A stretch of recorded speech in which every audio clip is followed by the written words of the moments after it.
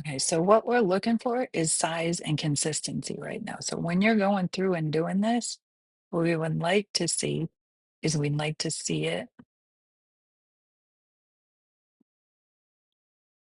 as big as it was before. So this is hard to see, isn't it? So what, that's not helpful.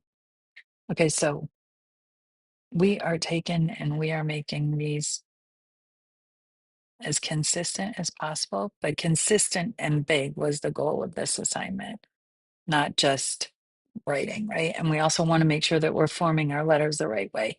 A lot of you are missing like these extra humps that I have like here and here. So when you're doing this,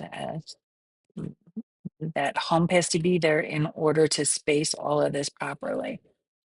And kind of too, we were talking about laying, hitting that baseline and also hitting that top line. So your uppercase letters are here, but the goal was to get big. And this is just, again, getting a muscle memory to make sure that we are getting our letters together. A lot of you are having a tendency of,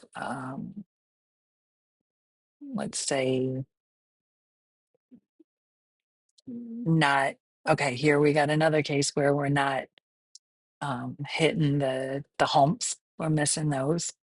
So we need to go back through here and we need to make sure, oh, I can make it bigger, good.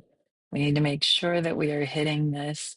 We're forming the O the right way where it comes around, makes that the hump before the W, bringing it down. The A is formed like a C, the D is formed like a C, and it all goes down. We are trying to make this as big as we can. So around, come around the D, the O comes around like a C, the hump before the W in order to make sure that we have this in the right place. Hump before the end there. Lowercase letters are touching the second line right here, and the uppercase letters are filling up that whole space. What else? But those humps are really important. This one, what we got going on there is this one is probably traced, yeah, right here.